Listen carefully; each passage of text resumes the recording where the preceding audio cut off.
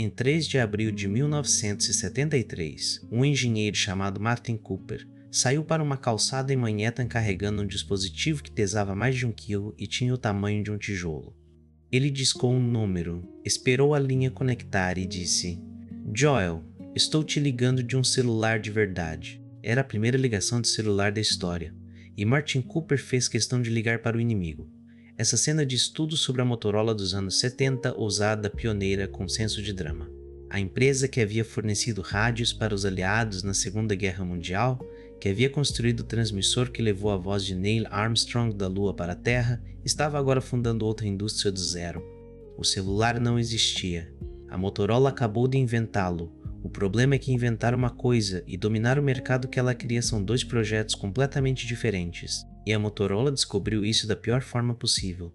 Depois da ligação de Martin Cooper, a empresa levou mais de uma década para colocar o produto nas mãos do consumidor. Em 1983, o Dynat AC 8006 chegou às lojas a $4.000, o equivalente a mais de $11.000 em valores atuais. Pesava 800 gramas, durava 30 minutos de conversa, e foi um sucesso absurdo. Havia fila de espera. As pessoas queriam pagar aquilo por um aparelho que mal cabia no bolso. Não era sobre conveniência ainda, era sobre status, sobre ser a pessoa que tinha um futuro no bolso. A Motorola entendeu essa lição e a decorou muito bem. Hardware premium, design ousado, preço que funciona como sinal social. Era uma fórmula poderosa. Em 1906, a empresa lançou o Start AC, o primeiro flip phone do mundo. Fino, leve, elegante. Parecia coisa de ficção científica. 100 milhões de unidades vendidas. A Motorola estava no topo do mundo e sabia disso. 8 anos depois, em 2004, veio o Razr. Se o Start AC era o futuro, o Razr era o futuro com design de Ferrari, 4 mm de espessura, chassi de alumínio, teclado em metal escovado. Era o celular mais fino do mundo quando lançado e parecia um objeto de museu que alguém havia esquecido no presente. 120 milhões de unidades em menos de 4 anos. O Razr virou ícone cultural, aparecia em filmes, em séries, nas mãos de executivos em aeroportos e de adolescentes em shoppings ao mesmo tempo. E foi exatamente aí que a Motorola cometeu o erro que destruiu a empresa.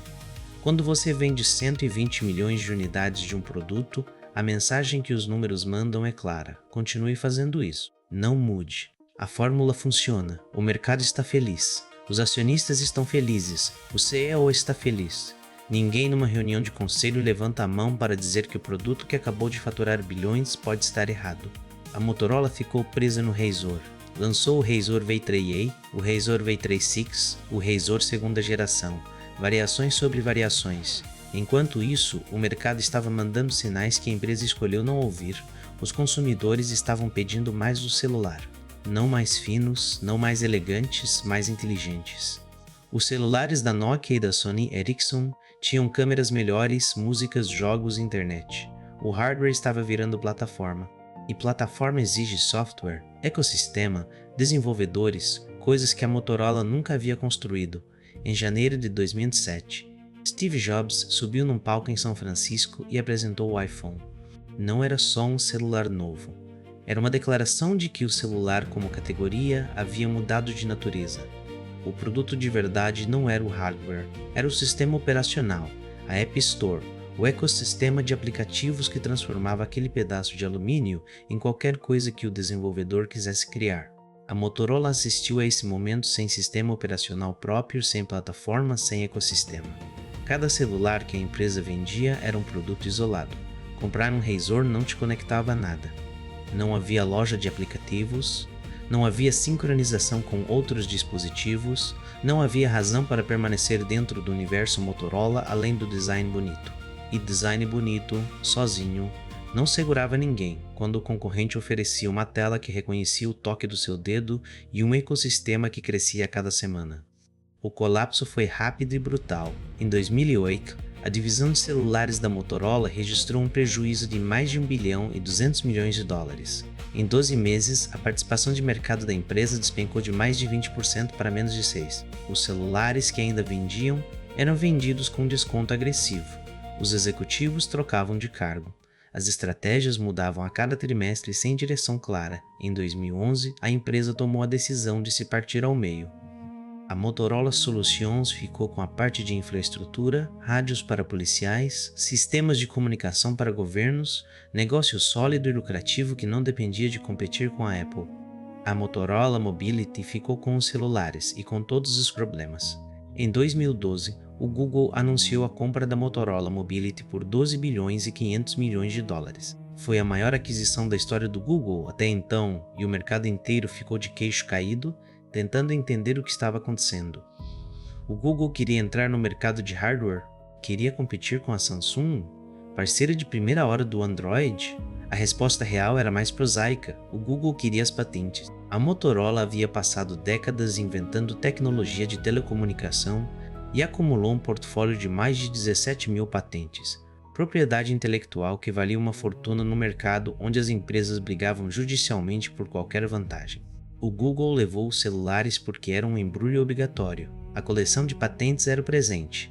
2 anos depois, em 2014, o Google vendeu a Motorola Mobility para a Lenovo por 2 bilhões e 91 milhões de dólares, ficando com as patentes mais valiosas. A empresa que havia inventado o celular mudou de dono 2 vezes em 2 anos e saiu da transação como sobra de portfólio, um ativo que o maior buscador do mundo comprou, extraiu o que precisava e revendeu pela metade do preço. O que a história da Motorola ensina não é sobre inovação. A empresa estava cheia de engenheiros brilhantes que continuaram inovando em hardware por décadas.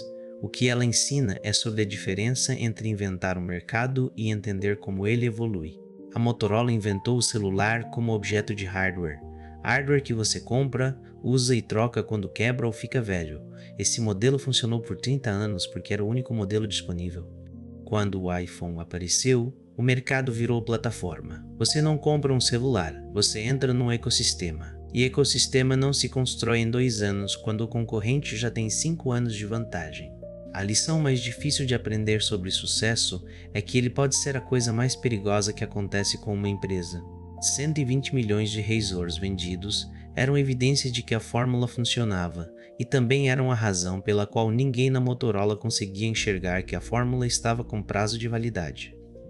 Quando o mercado mudou de hardware para software, a empresa estava olhando para os próprios números de vendas e vendo confirmação de que estava no caminho certo. A empresa que inventou o celular perdeu a guerra do celular porque confundiu o produto com a plataforma, e quando percebeu o erro, já era tarde demais para construir o ecossistema que o mercado estava pedindo. Se você se interessou por esse tipo de caso, empresas que construíram algo extraordinário e depois assistiram a própria criação se virar contra elas, segue o canal. Tem muito mais história assim por vir.